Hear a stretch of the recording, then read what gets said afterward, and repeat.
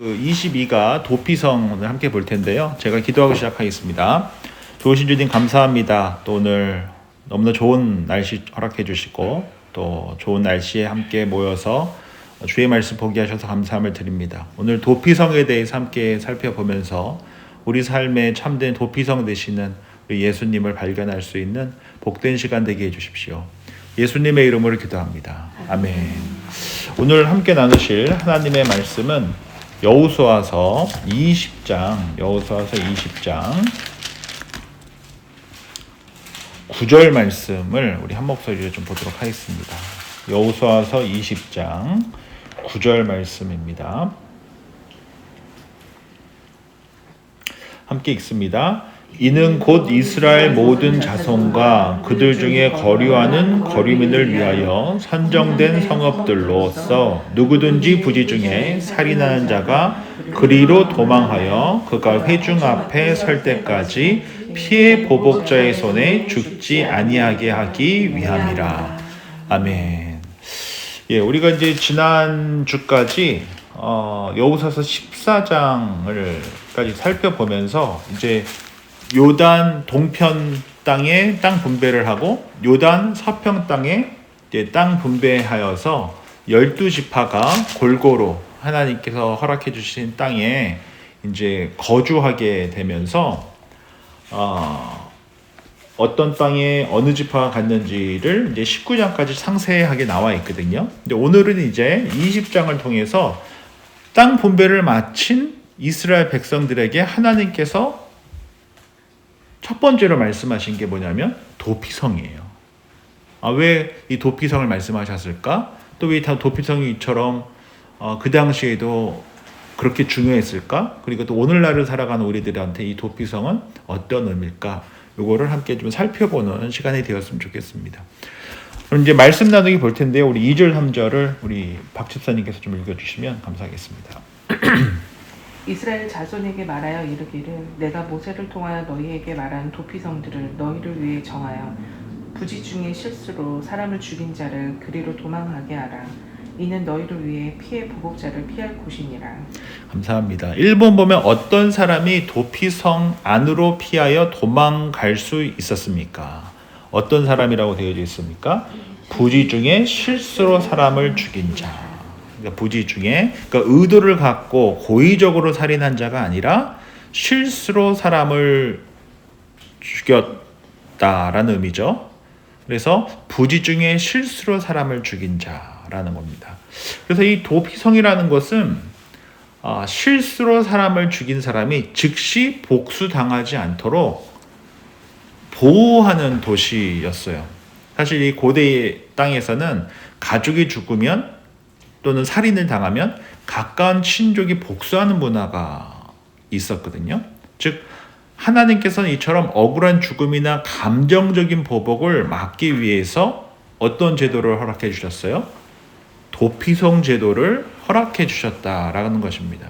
특별히 여기서 중요한 것은 부지 중에 실수로, 즉 의도치 않은 살인이었을 경우에 그렇다라는 것이죠. 즉 하나님께서는 이처럼 결과만 보지 않으시고 의도와 마음도 보신다는 것을 알 수가 있고, 또 당시 가족이 직접 복수하는 일이 흔했기 때문에 감정적인 복수 대신에 공정한 판단과 공동체의 질서를 지키게 하기 위함이었다라고 하는 것을 우리가 알 수 있는데요. 그래서 이 도피성이라는 것은 단순히 건물이라기보다는 하나님께서 12지파에게 12개의 땅을 나눠서 살게 하시고, 살펴보겠지만 6군데에 제가 어저께 사진 보내드린 것처럼 오른쪽 요단 동편의 3개, 요단 서편의 3개, 각 3개씩 총 6개의 도피성을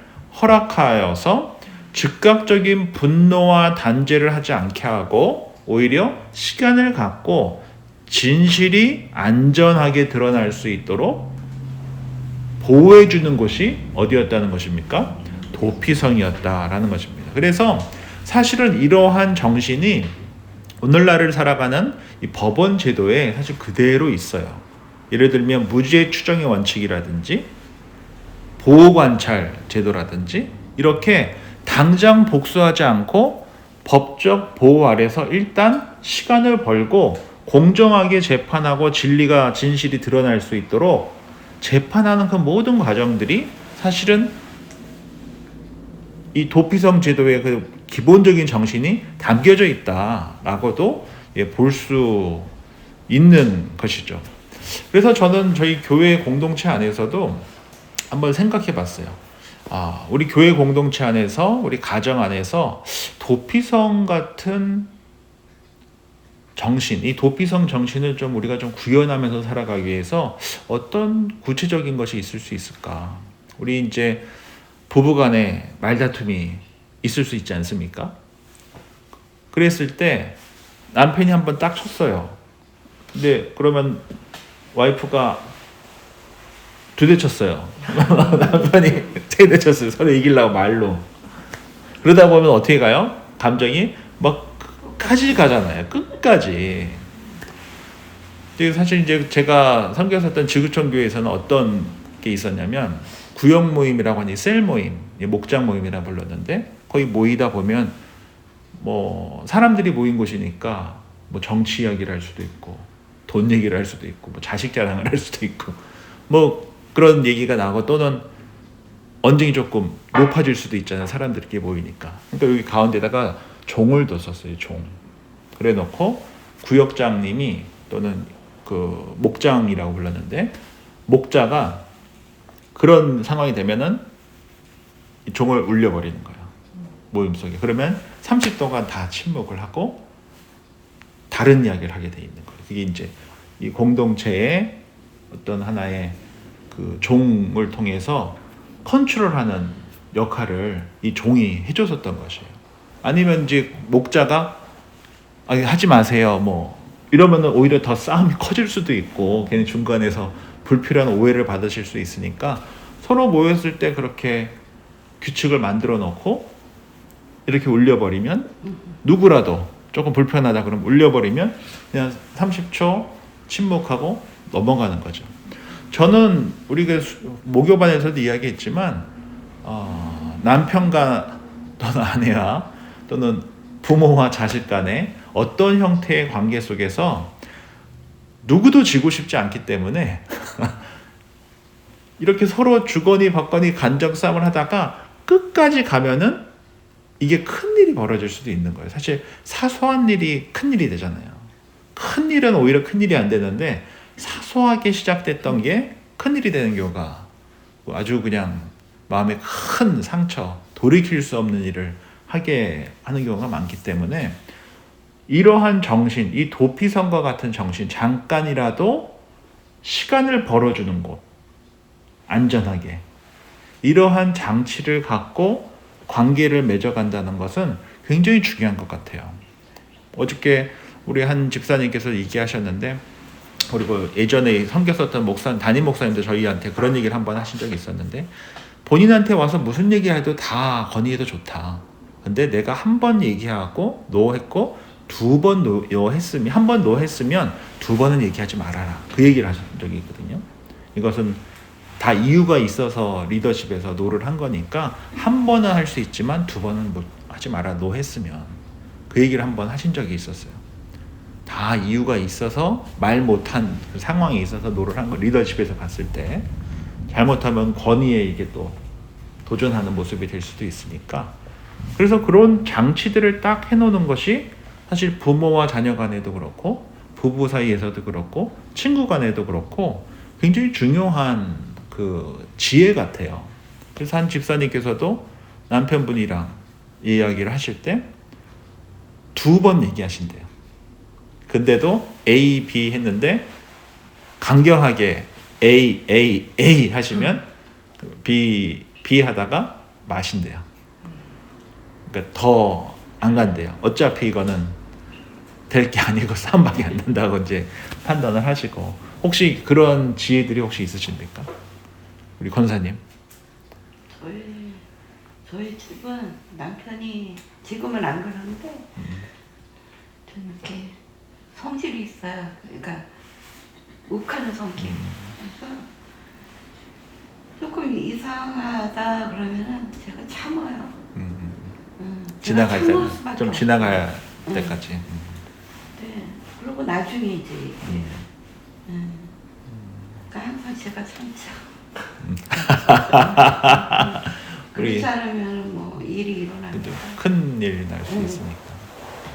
지금이야 뭐 완전히 갈라져가지고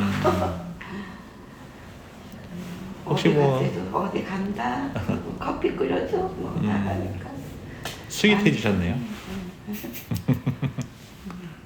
뭐 혹시 다른 분들은 뭐 우리 부부만의 우리 집만의 어떤 지혜가 있다. 도피성이 있다. 전 너무 도피를 해가지고 약간 오랫동안 말을 안 해요. 그래서 그거 조금 문제가 있어요. 너무 오랫동안 안 하면 안 돼. 네. 하루를 넘기시는군요. 저막 하루는 진짜 심하고 몰라도. 막 일주일 넘고 막 어, 내가 화가 나는 종종 있어요. 음, 그건 좀 고쳐야지 하는데도 잘 안 고쳐지지. 잘안 돼요. 쉽지 쉽지 않아요. 않죠. 그 약간 회피, 회피형. 도피가 아니라 회피 음. 좀 그런 게 있어서.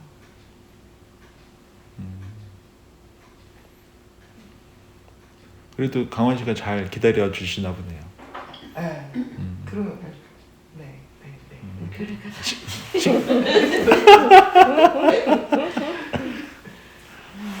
그니까요. 아유, 아무튼 우리 뭐 가정 우리 자녀들이라도 그렇고 뭐 종 같은 것도 하나의 도피성의 정신을 구현할 수 있는 것이 있을 수도 있고 한 번 참는 것, 두 번 하고 계속 A 하면은 그냥 많은 것 아마 인내심이 너무 많아요.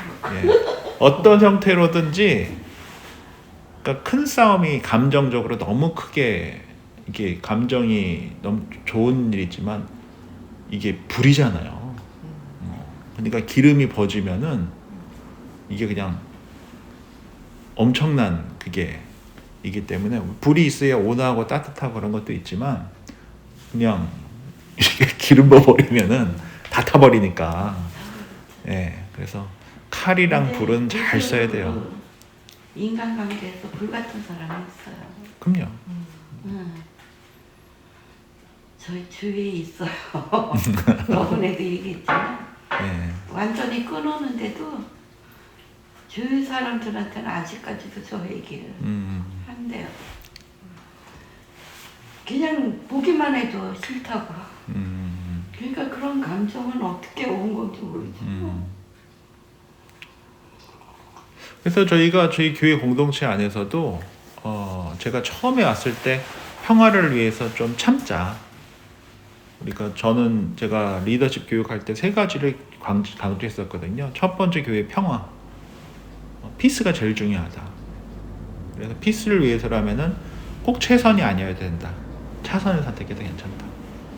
굳이 평화까지 다 깨가면서 이거 막 어떻게든지 게리던 한다고 했다가 관계 다 깨지고 나면 그 나중에 무슨 의미가 있냐. 교회에서 뭐 성과급을 받는 것도 아니고 회사처럼 인텐시브가 있는 것도 아닌데 그럴 필요 없다. 그 다음에 또 질서가 있었으면 좋겠다. 그 말씀을 드렸었죠. 그래서 구역장님들이 들은 이야기가 있으면 꼭 저한테 이야기를 해주셔라. 그래서 질서 있게 하자. 또 꼭 운영위에서 결정된 사항은 재직회에서 컨펌 받고 나서 진행하자. 그냥 혼자 막 이러지 말고 내가 하고 싶은 대로 막 이러지 말고 질서 있게 하자. 그래서 소통이 안 되면 고통이 온다고 이 김창옥 씨가 이야기한 것처럼 소통이 잘 되면 문제가 없는데 내가 패싱 당하고 이래버리면은 담임 목사 모르는데 뭐 다 뭐 이렇게 하고 뭐 이러면은 불편하잖아요. 운영위원 한 명 모르시는데 다 결정했어. 그리고 뭐 done, finished 뭐 이러면 안 되잖아요. 그래서 소통이 안 되면 고통이 오니까 우리가 질서 있게 하자. 그렇게 균형이 있게 하자라고 말씀드렸었죠. 한 부서가 한 구역이 2명 모여요. 그러면 15명 모이는 구역에서 네 기꺼이 가겠습니다. 그래서 좀 균형이 있게 하게 하자. 왜냐면 우리 공동체니까. 우리가 자녀를 양육할 때도 조금 더 손이 가는 친구가 있잖아요. 그러면 손이 좀 더 가야죠. 그래서 오죽하면 떡 하나 준다는 얘기가 있겠어요. 다 경험해서 온 거니까. 그래서 균형을 맞춰서 이렇게 골고루 성장하도록 하는 게 교회 공동체에서는 굉장히 중요해요. 또 우리 자녀를 양육하는 데 있어서도 이분하게 하려고 애쓰는 게 굉장히 중요하잖아요. 그래서 그거를 우리가 잘 지키는 것이 이제 중요한데, 또 그 중에 하나 제가 좀 기억하고 싶은 것은 이 도피성의 정신을 기억하는 게 참 중요한 것 같아요. 큰 분쟁이 되지 않도록 평화를 유지하기 위해서 나름의 어떤 지혜를, 어떤 공간을, 방법을 갖고 있는 것은 참 중요하다. 그 중에 하나가 종이 될 수도 있고, 그렇죠? 또 저희 운영이 같은 경우는 100% 동의를 안 해주시면 진행을 시키질 않아요. 때로는 그게 답답할 때도 있어요. 그럼에도 불구하고 그런 원칙들을 통해서 평화를 깨지 않기 위해서 애쓰는 정신이잖아요. 저는 그것이 조금 시간이 걸린다 하더라도 그 시간이 가치 있는 시간일 것이고, 그게 바로 이 도피성의 아주 중요한 정신이다라고 하는 것을 우리 기억하는 것이 중요하다는 것이죠. 두 번째 질문 보도록 하겠습니다. 우리 4절 말씀을 우리 홍보람 성도님께서 읽어주시면 감사하겠습니다. 이 성읍들 중에 하나에 도피하는 자는 그 성읍에 들어가는 문 어귀에 서서 그 성읍의 장로들의 귀에 자기의 사건을 말할 것이요, 그들은 그를 성읍에 받아들여 한 곳을 주어 자기들 중에 거주하게 하고. 감사합니다. 2번 보면 도피성으로 피하여 들어가기를 원하는 사람은 도피성이 있는 도시로 가서 자신이 저지른 사건을 누구에게 설명해야 했느냐라고 됐을 때 그 성읍의 장로들, 그러니까 그 성읍에 있는 리더들이었다라고 할 수 있겠죠. 뭐 예를 들면 저희 교회 같은 경우는 운영위원들이 될 수 있겠죠. 그래서 성문 어귀에 서서, 즉 이 성문 어귀에서 많은 재판들이 일어났었다라고 하는 것을 보여주고 있고요. 또 장로들이 귀에 자기의 사정을 말할 것이다. 즉 한 사람이 들은 게 아니고 복수의 사람들이 공동체의 지도자 역할을 하면서 재판 역할을 잘 했었다라고 하는 것을 볼 수 있죠. 한 사람이 아니고 여러 사람이 이것이 너무 한쪽으로 치우치지 않게 공정하게 재판했던 곳이 바로 이 성문 어귀였다라고 하는 것을 볼 수 있고요. 이 일이 정말 고의였는지 아니면 실수였는지 확인하는 것을 보게 되고, 고의가 아닐 경우에는 성읍으로 받아들여서 어떻게 해줬다는 거예요? 보호해 주었다라고 하는 것이고요. 한 곳을 주어 거주하겠다라고 하는 것은 잠깐 그냥 도피하는 곳만이 아니라 보호처의 역할을 했었다. 그를 배척하지 않고 최선의 삶을 유지할 수 있게 했다라고 하는 것을 봤을 때 하나님께서는 이렇게 절차를 통하여서 판단하시고 절차를 통하여서 공의롭게 일을 진행하시는 분이시다라고 하는 것을 우리가 볼 수가 있어요. 우리가 많은 실수 중에 뭐죠? 그냥 감정대로 에이 몰라 그러고 말을 해버린다거나 에이 몰라 하고 그냥 뭘 해버린다거나, 그랬을 때 사실은 큰일이 일어나잖아요. 그냥 딱 3초만, 정말 누구 말대로 딱 3초만 딱 멈춰도 그렇게 큰일이 안 일어날 수도 있는데, 그 3초를 못 참아서 던져버린 말이 되돌릴 수 없는 그 강을 건너게 하는 경우가 있고, 그렇죠? 그 3초를 못 견뎌서 우리가, 그렇죠? 다시 거두올 수 없는 그런 행동을 한 경우가 많이 있잖아요. 뭐 후회해도 돌이킬 수 없는 그런 행동들, 말과 행동들이 있을 수 있는데, 이렇게 하나님께서는 절차를 통하여서 공정하고 또 올바르게 판단하시고 재판해 주시고 또 정의가 드러나게 하셨다라고 하는 사실을 여기서 우리가 볼 필요가 있고요. 우리 3번 보도록 하겠습니다. 우리 6절 말씀을 우리 미라 집사님께서 읽어주시면 감사하겠습니다. 그 살인자는 회중 앞에 서서 재판을 받기까지 또는 그 당시 대제사장이 죽기까지 그 성읍에 거주하다가 그 후에 그 살인자는 그 성읍 곧 자기가 도망하여 나온 자기 성읍 자기 집으로 돌아갈지니라 하라 하시니라. 예, 3부 보면 살인을 한 사람 회중 앞에 서서 재판을 받은 다음에 다시 자기가 도망하여 나온 자기 성으로 돌아갈 수 있었습니까? 있죠. 언제까지 있어야 돼요? 대신요. 대사장이 죽을 때까지는 있어야 된다라는 것이죠. 즉 피를 보복하는 자가 그 길을 따라온다 하더라도 내주지 않았다라고 하는 것이죠. 그래서 본래 미화함 없이 부지중에 그 이웃을 죽였을 경우에 회중 앞에서 재판받기까지 또 그때 대제사장이 죽기까지 도피성에서 어떻게 해줬다는 거예요? 안전을 보장해줬다는 거예요. 그 누구도 들어와서 해코지하지 못하게 해줬다는 거예요. 이게 아주 중요한 법치주의의 어떤 정신이 아니겠는가라고 저희가 생각할 수 있겠죠. 특별히 여기서 좀 주목하고 싶은 것은 그때 대제사장이 죽기까지라고 하는 것이 이게 무슨 의미인가? 왜 대제사장이 죽으면 자유롭게 고향으로 돌아갈 수 있었을까라고 우리가 좀 질문해 볼 수 있지 않겠습니까? 다른 것들은 충분히 이해가 되니까. 바로 이 속죄와 대리라고 하는 개념이 있어요.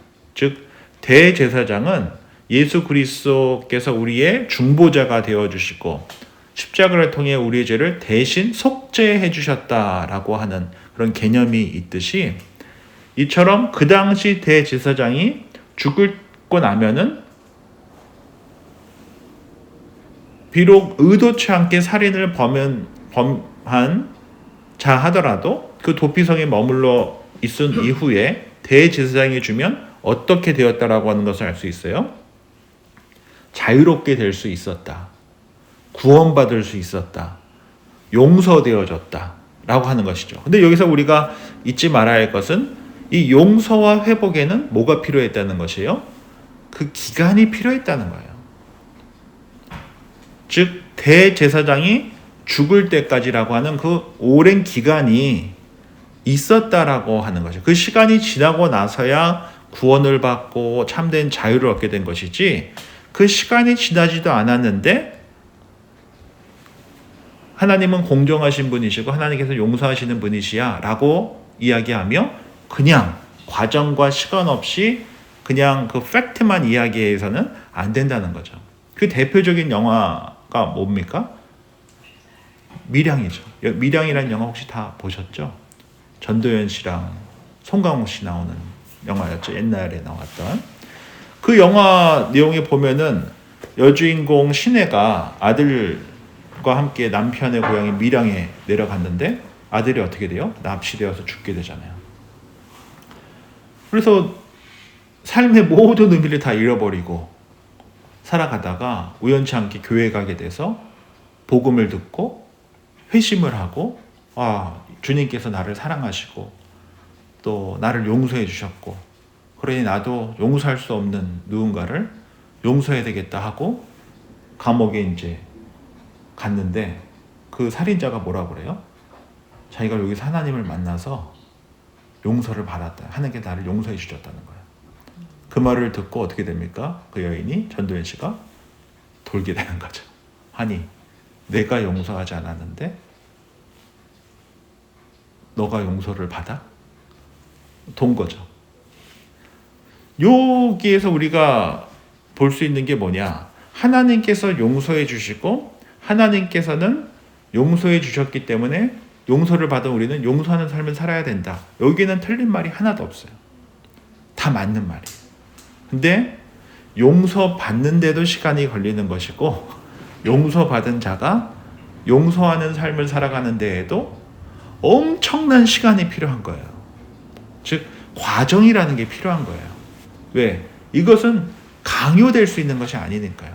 너 용서받았으니까 너 용서해야지. 틀린 말이 아니지만 이것은 그 누구도 뭐 할 수 없는 겁니까? 강요할 수 있는 것이 아니에요. 스스로 시간이 걸리는 일이에요.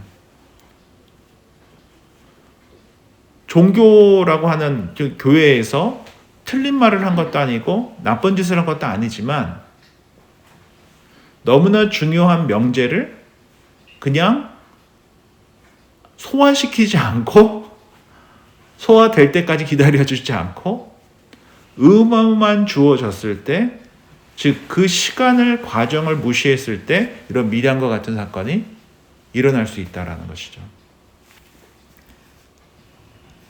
결국 그 여인으로 하여금 더 큰 고통 가운데 있게 했고 오히려 회복이 아니라 붕괴가 되게 했고 교회 공동체는 의미를 부여해 주긴 했지만 오히려 그것이 그 여인에게 짐만 되게 되었다라는 거죠.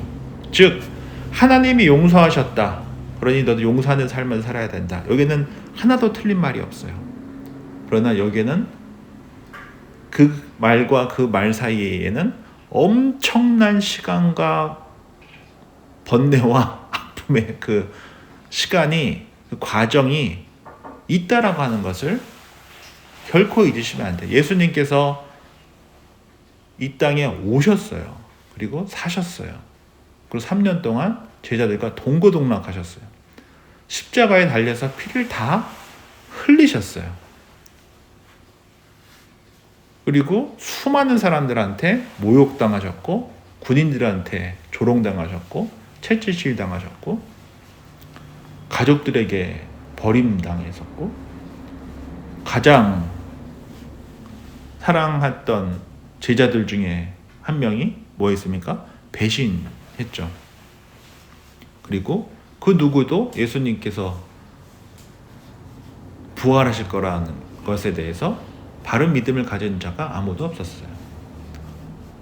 그러니까 혼자 계셨던 것이죠. 철저하게. 그 시간이 예수님께도 있었다는 겁니다. 그리고 사흘이라고 하는 죽음의 시간이 있었다는 거예요. 그리고 나서 부활하셨지 그냥 모든 게 그냥 찰나에 일어난 게 아니라는 것이에요. 우리가 거저 구원을 받았다고 하여 거기에 대한 것이 거저 주어진 것이 아니죠. 누군가의 희생으로 주어진 거죠. 우리 자녀들이 그래도 잘 먹고 교육 잘 받고 사는 것은 사실은 부모가 해주는 거 아니에요. 그렇지 않습니까? 우리가 구원받아 하나님의 자녀가 된 것 또한 그 십자가라고 하는 예수님의 그 희생이 있었기 때문에 가능했던 것이지 거저 주어진 것이 아니라는 거죠. 그러니까 그것을 기억한다라고 한다면은 이 시간을 갖게 했다라고 하는 것, 이 과정을 갖게 했다라는 것, 이것이 용서에 있어서 너무나 중요하다라고 하는 것을 우리가 꼭 기억할 필요가 있다라는 것입니다. 왜? 용서는 그 누구도 강요할 수 있는 것이 아니니까요. 강요되어서도 될 것이 아니기 때문이다 라고 하는 것을 우리가 기억할 필요가 있죠. 우리 4번 보도록 하겠습니다. 우리 7절부터 8절 말씀 우리 권사님께서 읽어주시면 감사하겠습니다. 이에 그들이 납달리의 산지 갈릴리 게데스와 에브라임 산지의 세겜과 유다 산지의 기라 아스바고 헤브론과 여리고 동쪽 요단 서쪽 루벤 지파 중에서 평지 광야의 베세가 각 지파 중에서 길르한 라목과 문하세 지파 중에서 하산 골란을 고별하였습니다. 예, 감사합니다. 각 도피성의 이름의 뜻을 통하여 그리스도의 어떤 부분과 연관이 되어 있는지 나눠봅시다 라고 되어져 있는데요. 오늘 우리가 살펴보고 있는 그 여호수아서 20장에 이제 7절과 8절에 보면 6곳에 나와요. 그리고 여기 사진 제가 보내드린 거 보시면 6곳이 나오는데 요단 동편에 3곳, 요단 서편에 3곳. 그래서 서쪽에는 게데스, 셰겜, 헤브론이 있고 동쪽에는 베셀, 라못, 골란이 있다라고 하는 것을 볼 수 있고요. 그렇다면 왜 이 12지파가 흩어져서 이제 땅 분배를 받아서 살아가고 있는 곳에 6곳이나 되는 이 도피성을 세웠을까요? 뭐 너무 쉽죠. 누구든지 빨리 도망갈 수 있도록. 그리고 모든 지파 사람들이 필요에 따라서 언제든지 갈 수 있도록 한쪽에만 6군데를 두지 않고 골고루 3군데 3군데씩 뒀다라고 하는 것에 우리가 좀 주목해서 볼 필요가 있죠. 또 하나 우리가 여기서 정말 중요한 것은 각 도피성, 우리 도피성 되시는 예수님이라고 우리가 이야기했듯이 이 도피성에 예수님이 왜 우리에게 도피성이 되어주시는가에 대해서 사실은 이 지명이 나타내주고 있다라고 하는 것을 좀 볼 필요가 있어요. 첫 번째로 게데스라고 하는 것은 성소를 뜻해요. 거룩한 것, 하나님께 예배드리는 것. 우리가 누구를 통하여서 하나님께 담대히 예배드리러 나아갈 수 있습니까? 그리스도를 통하여서 나아갈 수 있잖아요. 두 번째로 셰겜이라는 뜻은 어깨라고 하는 뜻이에요. 즉 우리의 모든 수고와 짐을 대신 짊어주시는 분이 누구십니까? 예수님이시잖아요. 그리고 99마리를 두고 잃어버린 한 마리 양을 찾아와 주시는 분이 누구십니까? 예수님이시잖아요.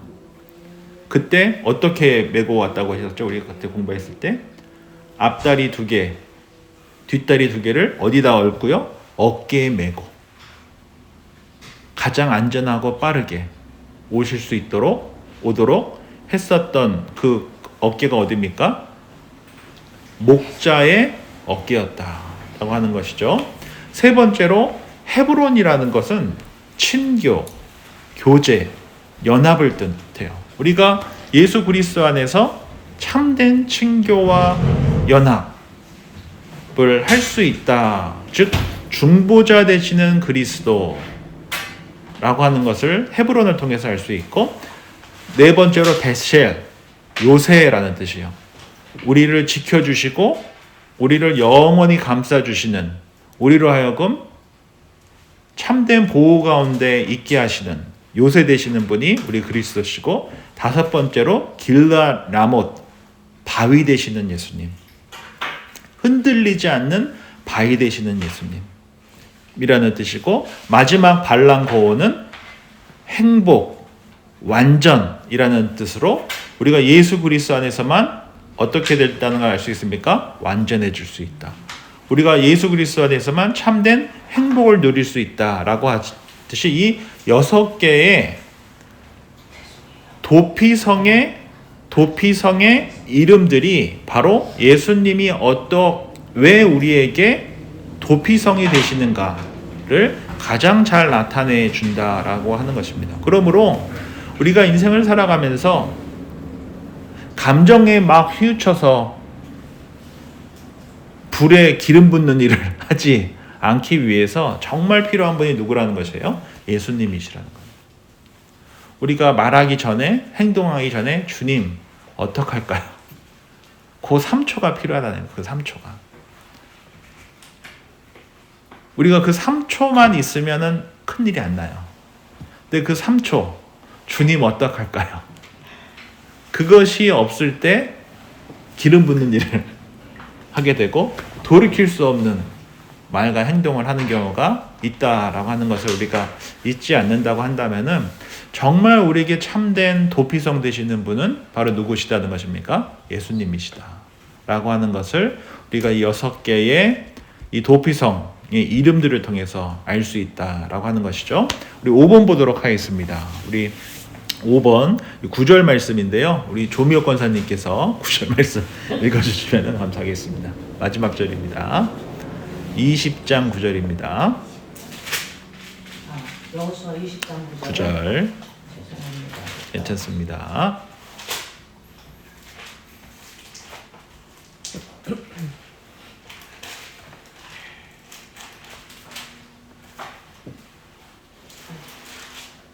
(20장 9절. 네. 이는 곧 이스라엘 모든 자손과 그들 중에 거류하는 거류민을 위하여 선정된 성읍들로서 누구든지 부지 중에 살인한 자가 그리로 도망하여 그가 회중 앞에 설 때까지 피해 보복자의 손에 죽지 아니하게 하기 위함이라. 감사합니다. 5번 보면 실수로 다른 사람의 생명을 빼앗은 사람들 중에 어떤 사람들이 도피성으로 피할 수 있었습니까? 어떤 사람들입니까? 이스라엘 사람들뿐만 아니라 거류민들, 즉 타국인들, 사회적 신분이나 출신과 혈통과 상관없이 유대인이든 이방인이든 모두 다 갈 수 있었다는 것이에요.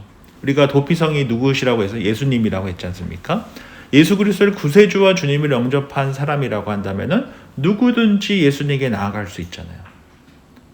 그래서 이 도피성 정신에 바로 이러한 정신이 담겨져 있다라고 하는 것을 우리가 기억할 필요가 있는 것이죠. 이제 마지막으로 우리 이제 6번 볼 텐데요. 6번 보기 전에 우리가 이제 민수기로 좀 돌아가 있습니다. 민수기는 신명기 앞에 있습니다. 신명기 앞에 민수기 35장. 그래서 이 도피성에 관련된 가장 중요한 구절들이 이 민수기 35장과 여호수아서 20장에 있어요. 그것을 그래서 생각하시면서 보시면 좋을 것 같은데요. 민수기 35장 26절, 27절 말씀인데요. 제가 읽어드립니다. 그러나 살인자가 어느 때든지 그 피하였던 도피성 지경 밖에 나가면 피를 보복하는 자가 도피성 지경 밖에서 그 살인자를 만나 죽일지라도 피 흘린 죄가 없나니 라고 되어져 있죠. 6번 보면 살인한 사람이 도피성 안에 있다가 만약 밖으로 나가면 어떻게 된다라고 되어 있습니까? 보복자의 손에 죽을 수 있다. 그래도 죽어도 어쩔 수 없다 라고 이야기하고 있습니다. 왜? 이 도피성은 완전한 자유 상태가 아니라는 거예요. 그렇죠? 보호 아래 있는 상태라고 하는 것이에요. 그런데 이 보호 아래 있었던 그가 도피성 밖으로 나가면 어떻게 된다는 것입니까? 보호를 받을 수 없다라는 것이에요. 즉 도피성은 은혜지만 아무렇게나 행동해도 되는 것이 아니라는 것이에요. 왜? 은혜는 책임 없는 방종이 아니거든요. 보호 아래 있다라는 것은 뭐 해야 되는 것이에요? 순종해야 하는 것이에요. 우리가 예수 그리스도를 구세주와 주님으로 영접합니다. 구세주, 나의 죄와 죽음의 문제를 해결해 주신 구세주로 믿습니다. 죄 아래 있던 하나님 없이 살았던 나를 하나님과 동행하게 살게 해주신 분이 누구세요? 예수님이시잖아요. 그래서 예수님이 나의 구세주입니다. 그 구세주 되시는 예수님을 내가 한 번 사는 인생 동에서 내 삶의 온전대를 맡기고 내 삶의 주인으로 모시고 살겠습니다. 이것이 우리 신앙 고백이잖아요. 나의 죄와 죽음의 문제를 해결해 주시는 그 예수님께서 내 삶의 주인 되어 주셔서 내 삶을 책임져 주심을 믿습니다. 그래서 내 삶의 온전대를 온전히 맡겨드립니다. 이것이 우리 바른 신앙 고백인데 우리 주님께서 나를 구원해 주셨는데 나는 내 마음대로 살겠습니다. 가 바로 뭐와 같은 거예요? 도피성 안에 있지 않고 도피성 밖에 나간 인생인 거예요. 한 번 사는데 모든 인간은 다 죽으니까 천국은 가야겠고 그래서 예수님은 믿는데 한 번 사는 인생을 그냥 내 마음대로 살고 싶어. 그럼 예수님을 반만 믿는 거잖아요. 순종이라는 것은 두 다리를 다 드려야 되는데 양다리 걸치고 있으면 순종이 아니죠. 사랑도 아니죠. 내가 누군가를 사랑한다고 그러는데 나는 얘도 사랑하고 쟤도 사랑해. 우리가 사탄 마귀 디아볼로란 의미가 무슨 의미라고 했습니까? 두 마음을 갖게 하는 자라고 그랬잖아요. 디아볼로. 양쪽에 돌을 던지는 거예요. 두 마음 가지라고. 그래서 사탄 마귀는 늘 어떤 일을 하냐면 두 마음을 갖게 해요.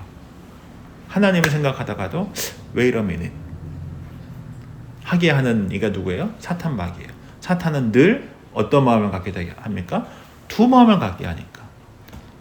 그런데 두 마음을 갖는 것가 사랑일까요? 남편이나 아내가 집에 와서 딴 남자나 딴 여자 생각하고 있는 거랑 똑같은 거잖아요. 그게 사랑입니까? 그건 사랑 아니잖아요. 그렇죠? 욕망이지. 우리가 예수님을 사랑한다라고 하시면서 누구 사랑하는 것과 똑같아요? 다른 신 사랑하는 건 똑같은 거예요. 이스라엘 백성을 선민이라고 하는데 하나님께서 그들을 향한 원대한 계획과 선택받은 민족으로 부르셨는데 그들의 역사 속에서 대부분의 시간들을 다 어디다 시간 보냈어요? 우상 숭배하는 데 시간 다 보냈잖아요. 솔로몬이 이스라엘 예루살렘에 엄청나게 멋있는 솔로몬 성을 딱 졌어요. 다윗 성 요만했는데 그것을 확장해서 솔로몬이 큰 성과 성전까지 지었어요. 그래 놓고 이 예루살렘 성 주변에다가 엄청나게 많은 여인들과 결혼을 해서 정치적인 이유로 무엇을 허락해 줬어요? 우상 숭배하도록 막 허락해 줬잖아요. 예루살렘 성에 큰 성전 세워놓으면 뭐합니까? 그 옆에 있는 앞뒤에 있는 많은 산에다가 그 엄청나게 많은 여인들과 결혼을 하고 그들에게 우상 숭배를 할 수 있도록 다 내어줘서 여기서는 주님 하나님 뭐 영광 돌립니다 하고 옆에서는 애 낳았는데 그걸 제물로 드려서 번제로 드리고 뭐 창녀들과 혼음하고 뭐 하고 이게 동시에 다 일어난 거예요. 그걸 하나님께서 그 예루살렘에서 드렸던 그 예배를 받으실 수 있으셨겠어요? 아무리 양을 1000마리를 잡아도 그게 이미 마음이 다 나뉜 그 예배를 아무리 근사한 성전에서 예배를 드린다 한들 그것이 예배겠냐라는 거죠. 남편이 너무나 좋은 선물을 주고 똑같은 선물을 다른 여자한테 준 거랑 무슨 차이가 있냐는 거죠. 사랑이란 것은 나뉘지 않을 때 사랑이지 나뉘는 순간 그것은 욕망일 수밖에 없는 것 아니겠습니까? 그러니까 하나님을 사랑한다 라고 할 때에도 똑같은 것 같아요. 그러니까 하나님의 은혜 가운데 머물 때 그 안에 있을 때 그것이 참된 사랑이고 참된 보호고 참된 자유가 될 수 있지만 이 도피성 되신 예수님 밖에 나가버리면 이것은 방종이 되고 불순종이 되고 결국 우상숭배가 될 수밖에 없다. 온전한 사랑이 될 수 없다라고 하는 것을 우리가 여기를 통해서 또한 볼 수 있게 된 것 같습니다. 오늘은 여호수아서 20장을 통해서 도피성이 뭐냐, 도피성 되시는 예수님에 대해서 살펴봤는데요. 오늘 마치기 전에 딱 2가지만 기억해도 좋을 것 같아요. 내 삶의 습관 속에서 일상 속에서 교회 공동체 가운데 나는 어떤 도피성의 정신을 담은 하나의 툴이 좀 있을까? 아까 말씀드린 종 같은 거. 내가 남편과 싸우지 않기 위해 자녀를 분노하게 하지 않게 하기 위해 나는 어떤 언어에 어떤 행동에 그 도피성이 필요할까? 우리 공동체가 평화를 깨지 않고 건강한 주님의 공동체를 세워지기 위해 우리 가정이 그렇게 되기 위해 나는 어떤 도피성의 정신을 담은 무언가를 하나쯤 갖고 있어야 할까?